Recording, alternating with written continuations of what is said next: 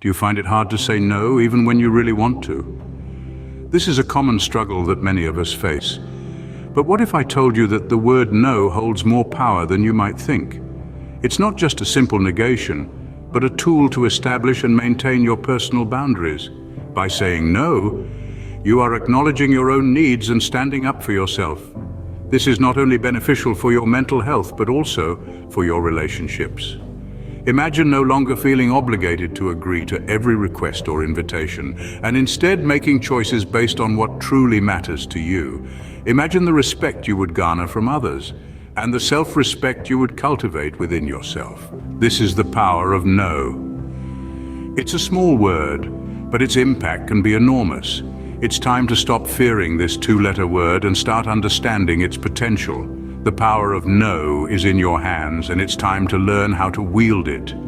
Why do we fear the word no? It's a question that deserves our attention. The fear of rejection is deeply ingrained in our psyche, often stemming from our primal need to belong to a group. This fear can be so powerful it influences our decisions, compelling us to agree when we'd rather dissent. Another factor is our desire to please. We all want to be liked, to be valued. Saying no can feel like jeopardizing that, like we're disappointing those who count on us. Finally, there's the fear of conflict. Disagreement can lead to tension, and that's something many of us would rather avoid. We opt for the path of least resistance, even when it's not in our best interest. These fears can be daunting, but understanding them is the first step towards overcoming them. Remember, it's natural to fear rejection, but it's essential for our well-being to overcome this fear. So how can we start saying no more often? Well, it all boils down to 3 simple steps. Recognize, consider, and deliver. Let's unravel each one, shall we? First up, recognize.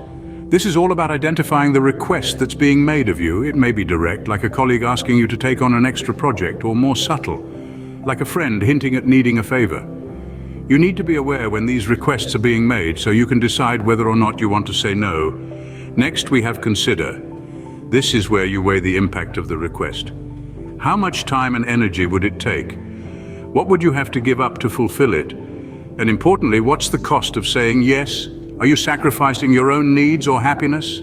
These are crucial questions that can help guide your decision. And finally, deliver. This is about how you say no. It's not just about the word itself, but how you present it. You want to be firm but respectful. You don't need to make up excuses or apologize excessively. Just be clear, concise, and respectful. You might say, I appreciate you thinking of me for this, but I won't be able to commit to it at this time. Remember, saying no doesn't mean you're a bad person. It means you're taking control of your own time, energy, and well-being. It's about setting boundaries and respecting your own needs. And that's something to be proud of. It's also worth noting that these steps aren't always linear. You might need to go back and forth between them as you navigate different situations. And that's okay. The more you practice, the more intuitive it'll become. So there you have it. Recognize, consider, deliver. 3 simple steps to help you start saying no more often. You're not just learning to refuse requests, but you're also gaining a valuable skill that will serve you well in all areas of life. With these steps in mind, you're already on your way to becoming more assertive. Do you know the best way to get better at saying no? Practice. Just like any skill, the art of saying no can be honed with practice. Let's start with the small stuff. You're at your favorite coffee shop and the barista suggests trying a new blend. But you know what you like. It's a small moment, but it's an opportunity. A polite no thank you is all it takes. Now let's scale up a bit. Your friend invites you to a party, but you're feeling exhausted. It's tempting to make up an excuse, but honesty is often the best policy. A simple, I'm really tired and need to rest tonight, but thank you for the invite can do the trick. Then there are the bigger moments. Maybe your boss asks you to take on a project when you're already overwhelmed.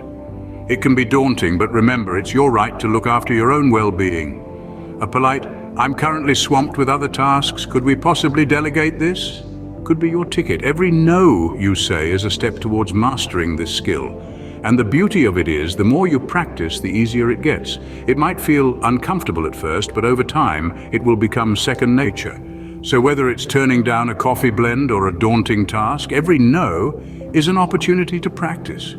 The more you practice, the easier it gets, so start practicing today. Let's quickly recap what we've learned today. We began by exploring the impressive power of no, a simple word, yet it holds the key to maintaining your mental peace, personal boundaries, and overall well-being. It's not a sign of rudeness, but an assertion of self-respect. Then we delved into the deep-seated fear of rejection that makes saying no a struggle for many. It's a psychological tug-of-war with the desire to please others on one end and the need to protect one's own interests on the other. But remember, your self-worth is not determined by how much you can accommodate others at your own expense. You need to understanding your own boundaries, to communicating them effectively, to dealing with the aftermath of saying no. Each step is crucial and comes with its challenges, but the result is worth the effort.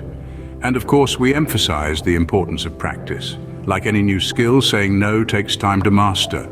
The more you practice, the easier it becomes, so keep at it, even when it feels uncomfortable. Remember, saying no is not about being negative or unkind, it's about respecting your boundaries and prioritizing your well-being. You've got this. Thank you for watching. Like, share, comment, and subscribe.